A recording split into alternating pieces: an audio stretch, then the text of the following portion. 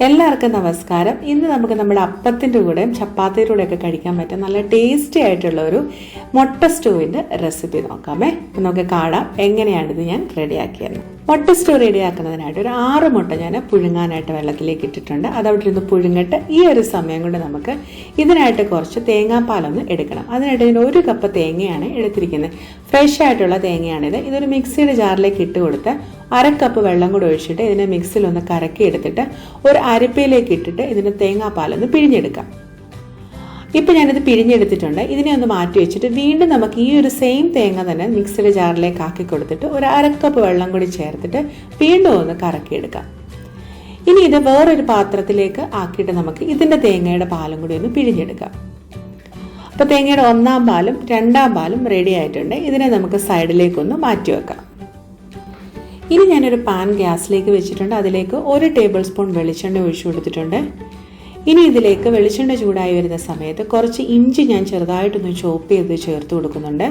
ഒരു 2 പച്ചമുളക് ചേർത്ത് കൊടുക്കാം. അതിൻ്റെ കൂടെ ഒരു മീഡിയം സൈസ് സവാള സ്ലൈസ് ആയിട്ട് കട്ട് ചെയ്താണ്, അതും കൂടി ചേർത്തിട്ട് ഒന്ന് വഴറ്റി കൊടുക്കാം.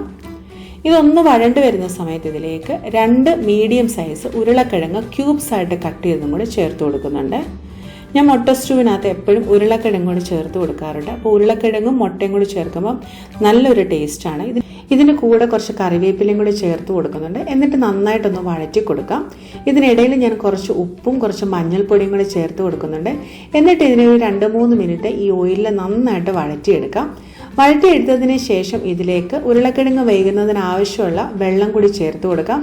എന്നിട്ട് ഇതിനെ അടച്ചു വെച്ചിട്ട് മീഡിയം ഫ്ലെയിമിൽ നമുക്കൊന്ന് കുക്ക് ചെയ്തെടുക്കാം. അപ്പോൾ ഇത് നന്നായിട്ട് ഇപ്പം ഉരുളക്കിഴങ്ങ് കാണാം കുക്കായിട്ട് നന്നായിട്ട് വെന്ത് വന്നിട്ടുണ്ട്. ഇനി ഇതിലേക്ക് ഞാൻ ചേർത്ത് കൊടുക്കുന്നത് 2 ടേബിൾ സ്പൂൺ മല്ലിപ്പൊടിയും ഒരു 1/2 ടീസ്പൂൺ കുരുമുളക് പൊടിയാണ്. എന്നിട്ട് നന്നായിട്ടൊന്ന് മിക്സ് ചെയ്ത് കൊടുക്കാം. ഇനി മിക്സ് ചെയ്തതിന് ശേഷം ഇതിലേക്ക് 2-ാം പാല് തേങ്ങയുടെ എടുത്ത് വെച്ചിട്ടുണ്ടായിരുന്നല്ലോ, അത് നമുക്ക് ചേർത്ത് ആദ്യം ഒന്ന് മിക്സ് ചെയ്ത് കൊടുക്കാം. അത് നന്നായിട്ട് മിക്സായി വരുന്ന സമയത്ത് ഇതിലേക്ക് 1 മുട്ടയെ 2ആയിട്ട് കീറി നമുക്കിതിലേക്ക് ഇട്ട് കൊടുക്കാം. ഇപ്പം ഞാൻ മുട്ടയെല്ലാം ചേർത്ത് കൊടുത്തിട്ടുണ്ട്. എന്നിട്ട് ഒരു 2 മിനിറ്റ് ഇതിനെ ഒന്ന് അടച്ചു വെച്ചിട്ട് കുക്ക് ചെയ്യാം. കുക്ക് ചെയ്ത് കഴിഞ്ഞതിന് ശേഷം ഇതിലേക്ക് ചേർത്ത് കൊടുക്കുന്നതാണ് 1 ടീസ്പൂൺ ഗരം മസാല, 1 ടീസ്പൂൺ ഞാൻ പഞ്ചസാരയും കൂടെ ചേർത്ത് കൊടുത്തിട്ടുണ്ട്. ഈ പഞ്ചസാരയും കൂടെ ചേർത്ത് കൊടുക്കുമ്പോൾ നല്ലൊരു ടേസ്റ്റാണ് സ്റ്റൂവിന്. ഇനി ലാസ്റ്റ് നമ്മൾ തനിപ്പാൽ, നമ്മൾ ഫസ്റ്റ് എടുത്ത് വെച്ച പാലുണ്ടല്ലോ, അത് നമുക്ക് ചേർത്ത് കൊടുക്കാം. എന്നിട്ട് തനിപ്പാൽ ചേർത്ത് കൊടുത്തു കഴിഞ്ഞു ജസ്റ്റ് ഒന്ന് ചൂടാകാനേ പാടുള്ളൂ. ഫ്ലെയിം ഞാൻ ചൂടായി കഴിഞ്ഞപ്പോൾ തന്നെ നിർത്തിയിട്ടുണ്ട്. ഇനി ഇതിനെ നമുക്ക് അങ്ങോട്ട് മാറ്റി വെച്ചിട്ട് ഇതിന് വേണ്ടിയിട്ട് നമുക്ക് കുറച്ച് കടുകൊന്ന് വറുത്ത് ഒഴിക്കണം. അതിനായിട്ട് ഒരു പാനിലേക്ക് ഞാൻ ചേർത്ത് കൊടുക്കുന്നത് 1 ടേബിൾ സ്പൂൺ ഓയിലും അതിൻ്റെ കൂടെ ഒരു 1 ടീസ്പൂണോളം നെയ്യും കൂടി ചേർത്ത് കൊടുത്തിട്ടുണ്ട്. ഇങ്ങനെ നെയ്യും കൂടി ചേർത്ത് കൊടുക്കുമ്പോൾ നല്ലൊരു ടേസ്റ്റാണ്. അപ്പോൾ ഈ എണ്ണയും നെയ്യും ഒക്കെ ഒന്ന് ചൂടായി വരുന്ന സമയത്ത് അതിലേക്ക് ഞാൻ 1 ടീസ്പൂൺ കടുക് ഇട്ട് കൊടുത്തിട്ടുണ്ട്. കടുകൊന്ന് പൊട്ടി വരുന്ന സമയത്ത് അതിലേക്ക് കുറച്ച് കാഷ്യൂനട്ട് ഇട്ട് കൊടുത്തിട്ടുണ്ട്. കാഷ്യൂനട്ട് ചെറുതായിട്ടൊന്ന് ഗോൾഡൻ ബ്രൗൺ ആകുന്ന സമയത്ത് അതിലേക്ക് കുറച്ച് ചെറിയുള്ളിയും പിന്നെ 2 വറ്റൽ മുളകും കൂടി ചേർത്ത് കുറച്ച് കറിവേപ്പിലയും കൂടി ചേർത്തിട്ട് ഇത് നന്നായിട്ട് ഗോൾഡൻ ബ്രൗൺ ആകുന്നിടം വരെ നന്നായിട്ട് ഇതിനെ ഫ്രൈ ചെയ്തതിന് ശേഷം ഇതിനെ നമുക്ക് ഈ ഒരു സ്റ്റൂവിലേക്ക് ആഡ് ചെയ്ത് കൊടുക്കാം.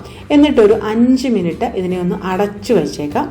5 മിനിറ്റ് കഴിഞ്ഞിട്ട് നമുക്കൊരു പാത്രത്തിലേക്ക് ഇതിനെ സെർവ് ചെയ്യാം. ഭയങ്കര സിമ്പിളും ഭയങ്കര ടേസ്റ്റിയുമായിട്ടുള്ള ഒരു റെസിപ്പിയാണ് ഇത്. നിങ്ങൾ എന്തായാലും ഇതുപോലെ ഒന്ന് ട്രൈ ചെയ്ത് നോക്കുക. ട്രൈ ചെയ്തിട്ട് നിങ്ങളുടെ ഫീഡ്ബാക്ക് ഒക്കെ ഒന്ന് അറിയിക്കുക. അപ്പോൾ ഞാനിത് ചപ്പാത്തിയുടെ കൂടെയാണ് കഴിക്കണത്. അപ്പോൾ എല്ലാവർക്കും ഈ ഒരു റെസിപ്പി ഇഷ്ടമായെന്ന് വിചാരിക്കുന്നു. ഇഷ്ടമായെങ്കിൽ നിങ്ങൾ താഴെ കാണുന്ന ലൈക്ക് ബട്ടൺ ഒന്ന് പ്രസ് ചെയ്യാനായിട്ട് മറന്നു പോകരുത് കേട്ടോ. അപ്പോൾ നമുക്ക് അടുത്ത വീഡിയോയിലൂടെ കാണാം. താങ്ക്